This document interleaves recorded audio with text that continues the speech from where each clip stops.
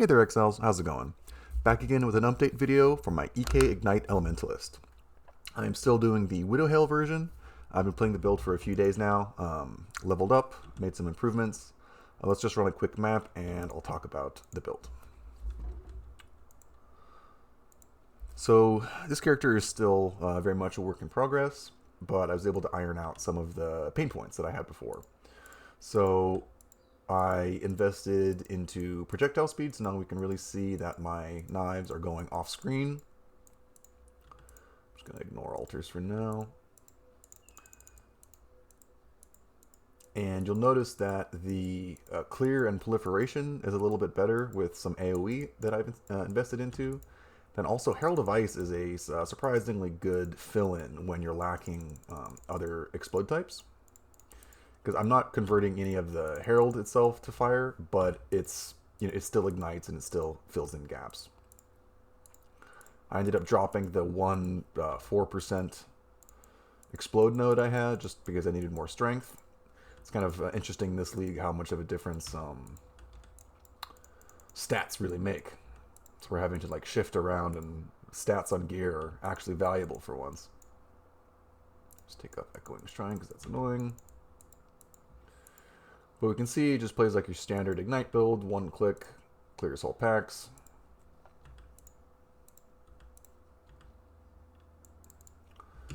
And the single target DPS is okay, not amazing. Right around 3 million Shaper DPS. Okay, so let's talk about some of the changes that I've made. I upgraded my chest. I got a +2 projectiles. Most of my gear has not really changed.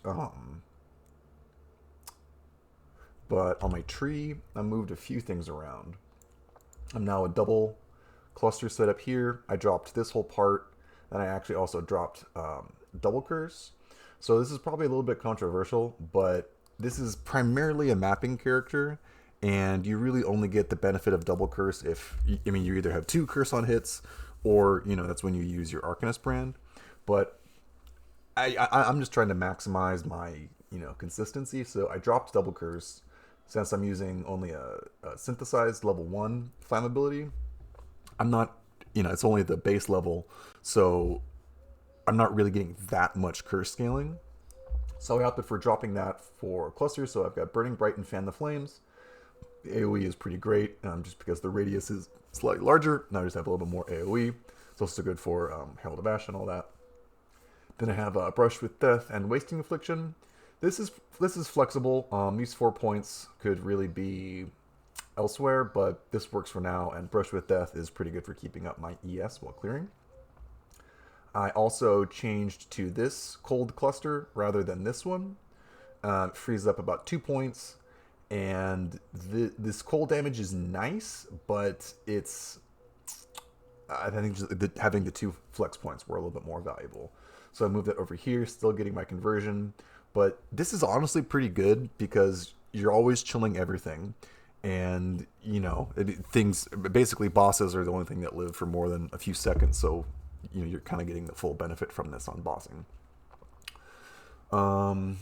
Let's see, yeah. So these points are also kind of flexible, but I don't really have too many other sources of faster ignite. I was initially running Sadism, which I think is kind of an interesting support skill, but you kind of just have to like spam cast with it.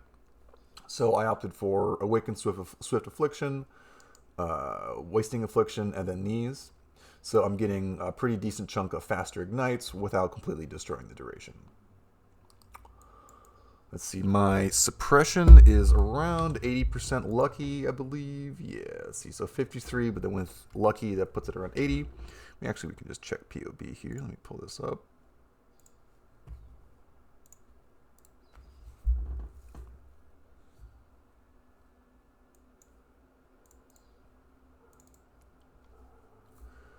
So here, let's see. Looking at around 22k EHP with only my Jade Flask on. Turn on Taste of Hate, goes up to 24. It's not stellar, but it's definitely good enough for most conventional mapping. So we have a Guardian Pinnacle. We're like just around 3 million dot DPS. There's a lot of improvements to be made here, but this is comfortable enough for pretty much all content outside of 100% Delhi. Um, let's see. So a few points here. Yeah. So I've got the 3.4 prod speed multiplier. It's really big. Makes a really big difference. Cast time still kind of clunky, but one thing I like to point out here, using the Widow Hail version. So my quiver going from 15% as extra fire, or as extra, or was this 11% as extra cold, turns into 37% fizz as extra cold, and then 15% fizz as extra fire turns into 50%. So Widow Hail is kind of crazy for the price you pay. I mean, it gets a little bit more expensive the closer you get to 250, but I mean, I think I paid, I don't know, 2.5 divs for a 6-link bow because I couldn't be bothered to 6-link it myself. But I mean, honestly, for those prices, you could buy a perfect bow and then get an Omen of Connections for less than 2 divines, and bada bing, there you go. So I think there's an argument to be made, especially if you can get a rare bow with like a really good synthesis implicit. Explode would be ideal, but you see people doing the +1 socketed and then putting their auras in their bow, which definitely works, of course. But if I don't know, if I feel like spending 100 divines on a rare bow, maybe I'll make the switch there. But this definitely works well for now. I had to use melding just to give myself enough energy seal to cast comfortably. I think I kind of played myself using all these evasion bases for my gear, because I mean the evasion is nice obviously, but I'm kind of ES starved, so I can't cast my haste unless I have this up. But we're working on it. I might end up recrafting my gear. But overall, this is a really fun character. I'm excited to start doing some more juicy content. I just got a few more upgrades to make, another little level to get, and then I think it'll be time for Delhi maps. So stay tuned, everyone. This has been a really fun build, and I can't wait to see how far I can push it. See everybody next time.